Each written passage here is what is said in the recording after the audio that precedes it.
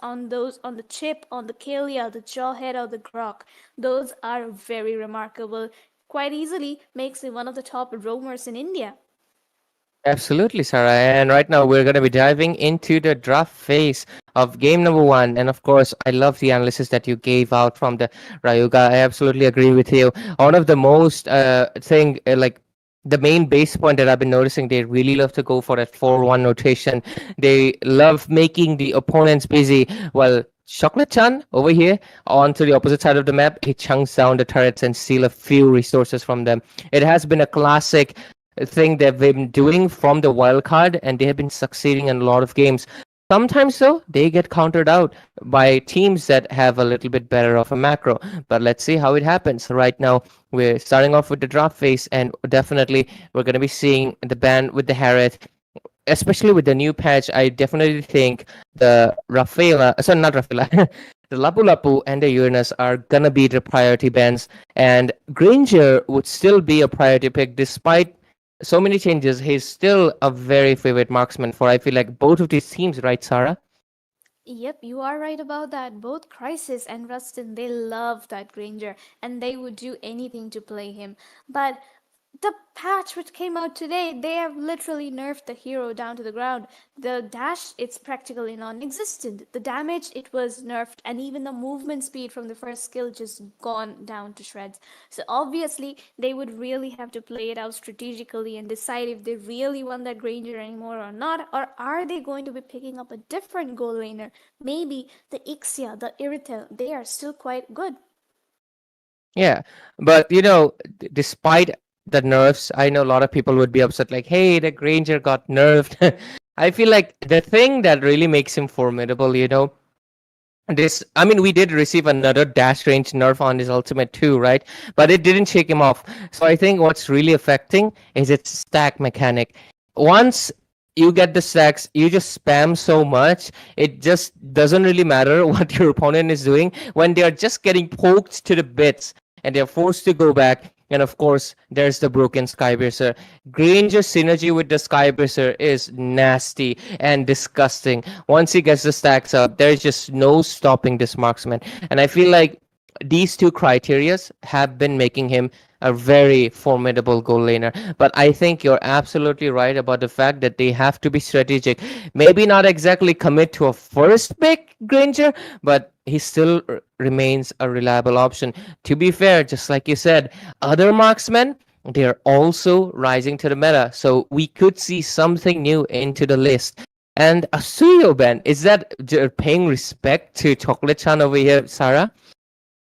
Yep, I do think they are doing that because that boy has been quite excellent on whatever jungle he plays, and Suyo is definitely at the top of that list.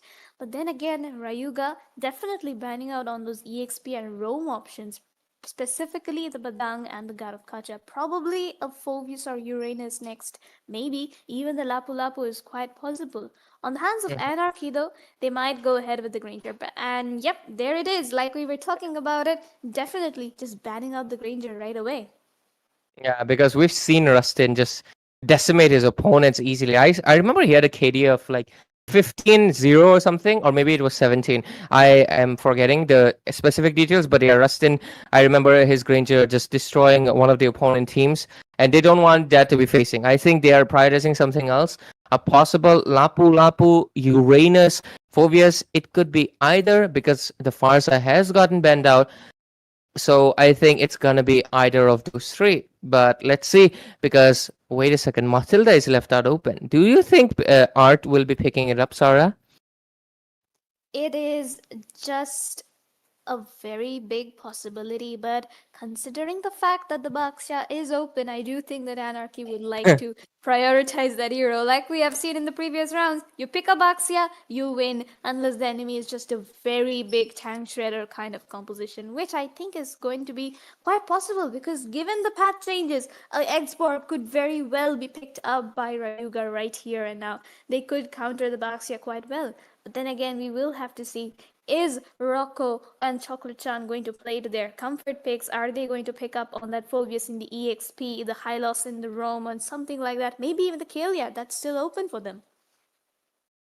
You're actually bringing up a really good point. The Kalia could be a good thing, like picked off. That is poetic, isn't it? But okay, to commit to the Uranus makes sense. They want some sustain into that. Obviously, EXP lane. It's gonna go into the hands of Vishal, and Chocolate Chan goes in very early with a Joy.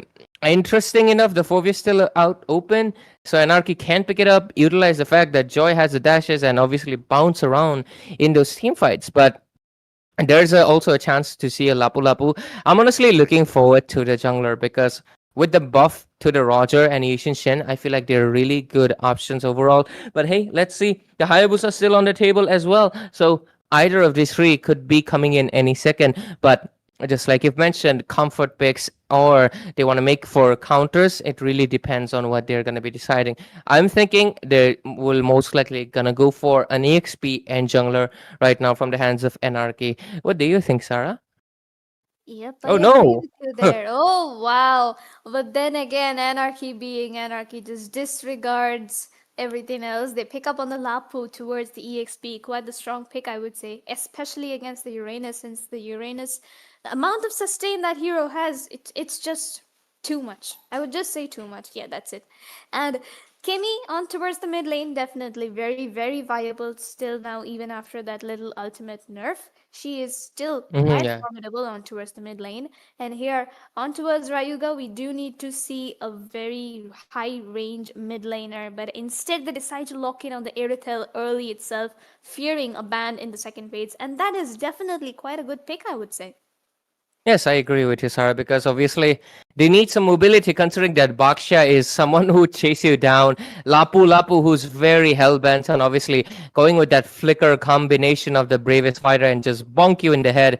So having a marksman that's not that stationary, it's so good. And of course, there's also Kimmy. She can chase down the Kimmy when she has the damage if there's gonna be a one versus one. So overall, it's a good option. And moving around also makes it hard for the Kimmy to obviously target you with her obviously aiming skill. So I feel like Irithel overall is doing a good job at kind of being in a good place against these three priority picks that are coming in from Anarchy.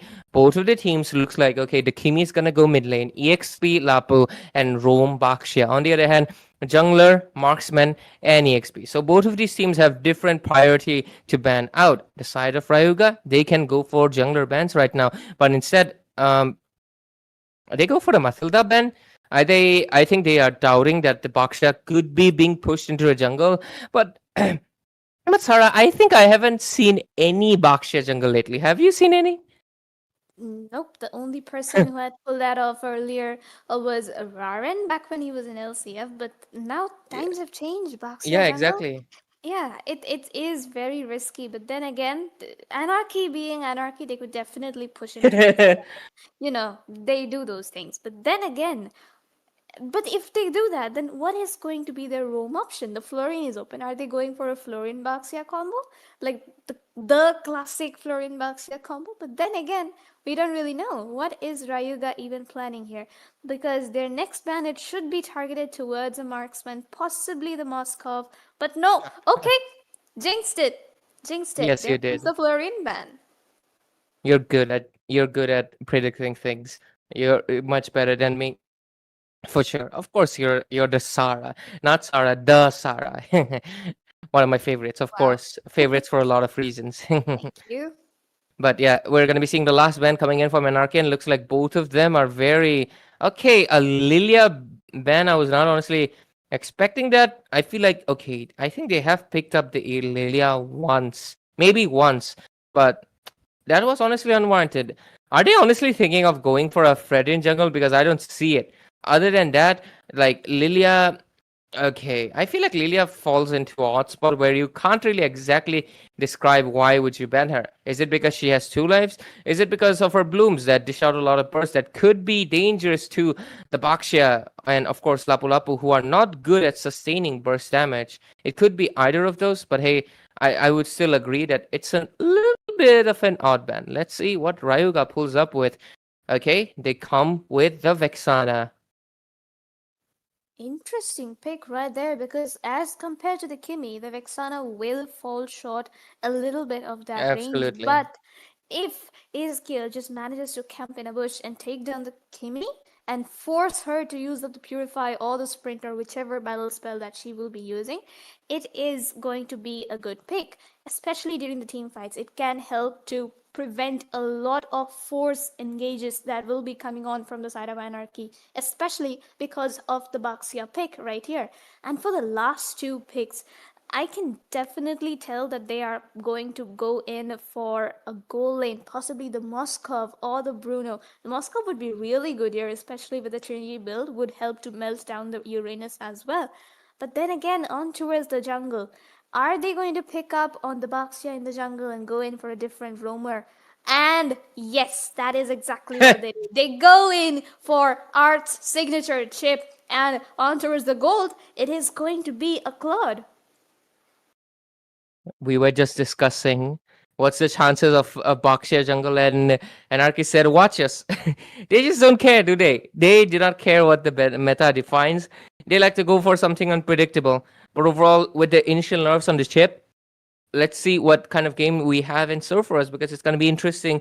Overall, the Minotaur will come in. It's a very classic rank combo, right? The Minotaur Vexana, double knock up, going to be dishing out a lot of damage as well. Triple if you combine it with his first slam. So I feel like that's definitely warrants a purifier so into the hands of the Claude at most. But other than that, yeah, the Kimi has to go for a different kind of a spell. And the rest of the members, I think they will go for Flicker and etc. But let's see, both of the drafts have been finalized. Rayuga here, I feel like they're looking balanced. It's just that mid lane, I feel like I'll have a little bit doubt. But hey, we're into the land of dawn, ladies and gentlemen, for Mobile Legends Mythic Showdown Season 1. Obviously by IGC, Indian Gaming Corps. And we are diving into the game number 1 of the last match of the Swiss stage. Myself, Ray, and I'm joined by this beautiful lady over here, Sarah, who you already know, one of the best casters in India.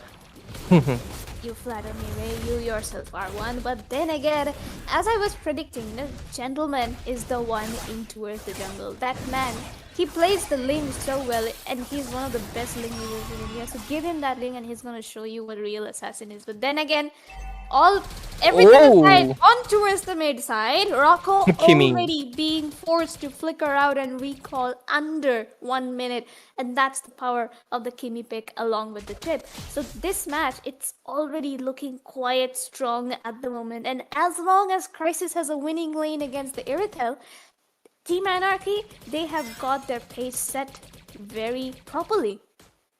Yes, Sarah, and I feel like, but you know, they are aware of the fact and they're already pressuring the top lane. But even the mid lane is not getting the minions that they really, really require. Okay, Crisis, that is pretty risky, I would say. Very low HP, but yep, BMI to get out of there. Very good wave management and lane pressure that's been given by the hands of Anarchy.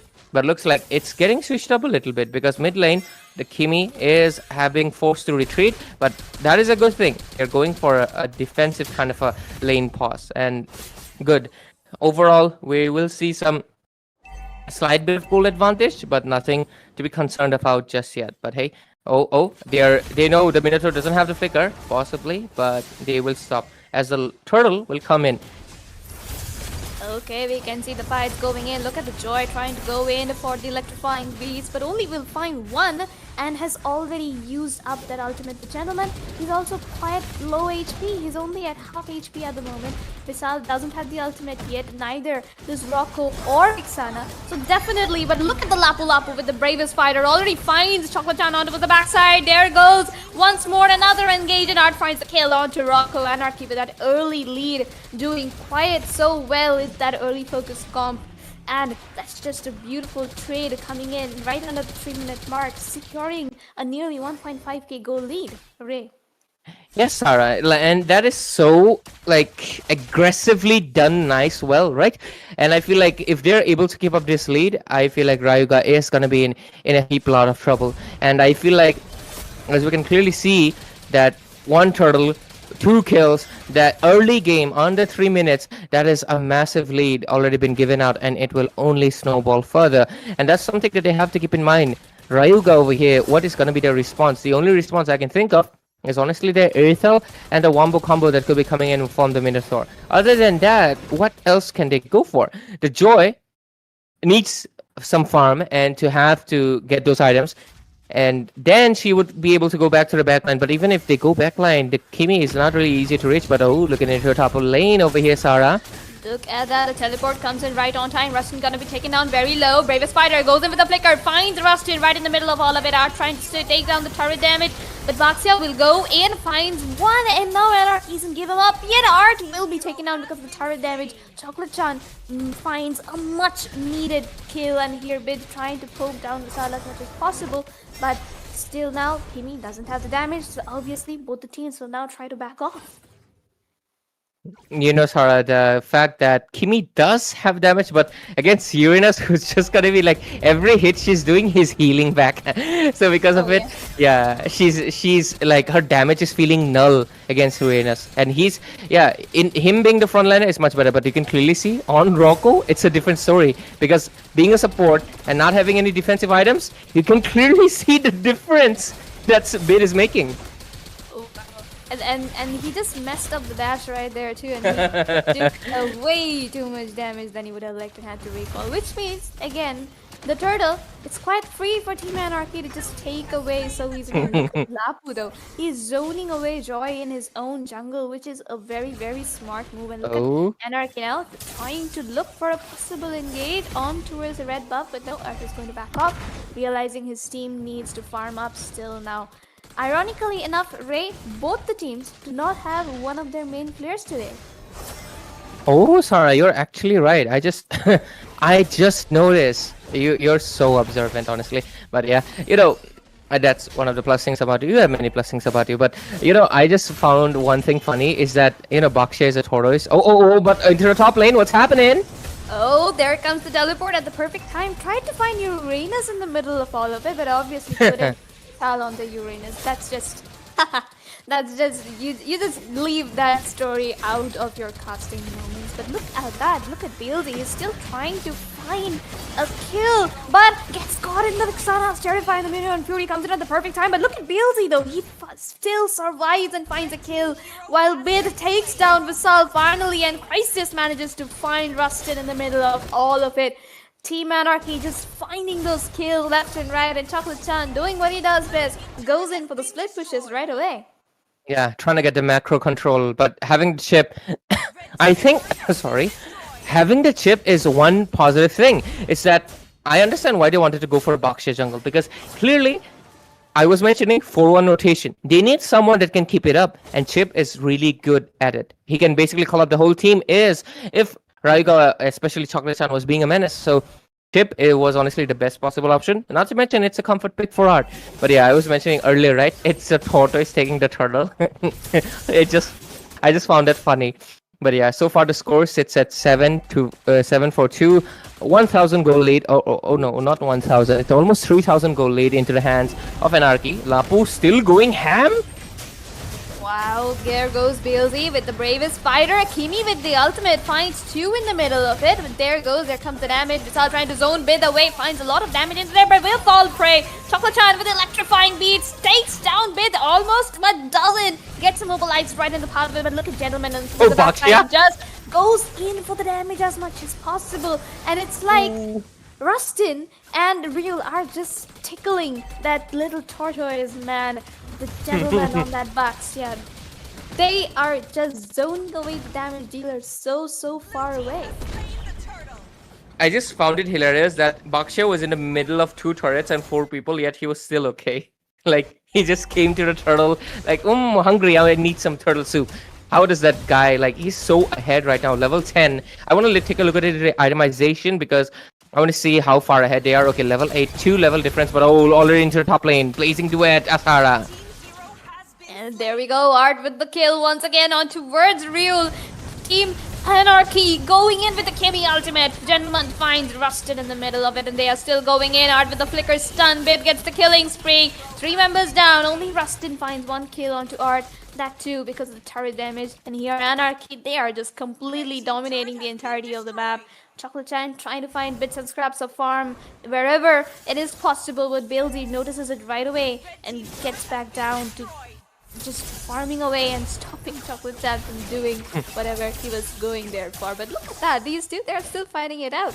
Chocolate-chan tried to clear out the lane, didn't really manage to do it, and now Beelzy He's gonna try and push the lane. Oh, they aren't stopping. There comes the Bravest Spider once again. There comes the turret damage once again. Oh my goodness. Ban out the Lapu Lapu. Oh my god. Just speechless at the moment. Farm lead and being a little bit of a broken hero can basically help you sustain 80% of the damage that you got from a turret. That is pretty insane. But yeah, the minion wave definitely helped. But oh, Himi over here, Sarah. That's big on Kimmy for you. And look at Bailey once again with the Bravest steal. Spider. Finds the double kill. Just picks up the kills which Bid had worked so hard for but didn't really manage to secure. But then again, Bid is a team player. He doesn't mind. It's okay. Bailey, he is just shining so well now that the EXP meta is finally here. Don't you think so? Absolutely. And I feel like it is very needed. EXP laners needed a little bit of club, but another possible engage, Sarah? Yup, Or they go and back. as we can see, that didn't really spice up the way we wanted it to. Yeah. It's okay. Anarchy, they'll go in for the Lord pretty easily. And Ray, what are your thoughts? What can Rayuga really do to try and make a possible comeback in this?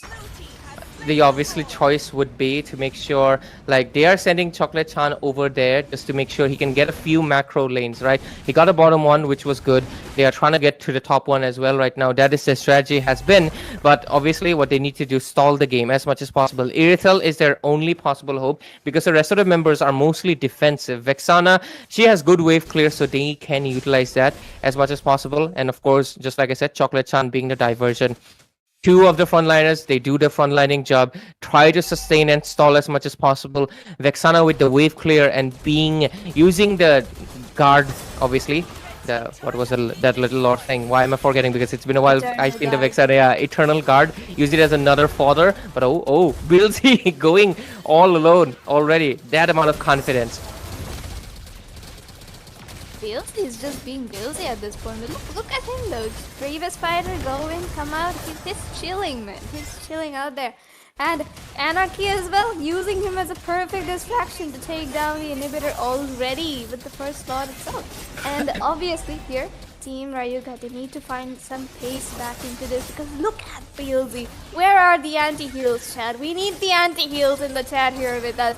Because this Lapu Lapu is out of control at this point, and so is Crisis. Though he's just pushing away to Glory. And look at the damage coming in from the Blazing Duet. Almost takes down Chocolate Chan with it. Art tries to go in for a possible engage, finds the teleport. Look at Gentleman onto the back line. Rusted getting melted out from the Blade Armor. Passive there away. There we go. And Assault trying to tank it all away. 1v5 right in the middle of it, trying to clear everything. But onto the back line. Monster kill and double kill secured by Bilzibab right there. And Gentleman goes in with the unstoppable.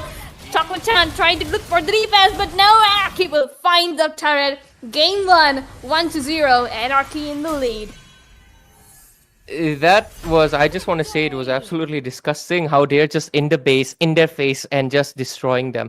How can you do that? That should feel illegal, isn't it, Sarah? Because, like, I'm just saying they have to stall the game. They're trying to do so, but when their opponents are in their base, what do? They just can't simply stay on the fountain. That is the only possible area they can go back to. Like, Anarchy was in a different frequency this time around, and the amount of lead, and of course, Bilzy over here. No anti-heals except only Rayul. And I feel like, obviously, for Rayul to dish out the anti-heal, he needs to hit Lapu Lapu, not the other way around with the dominant size, right? So, and the fact that they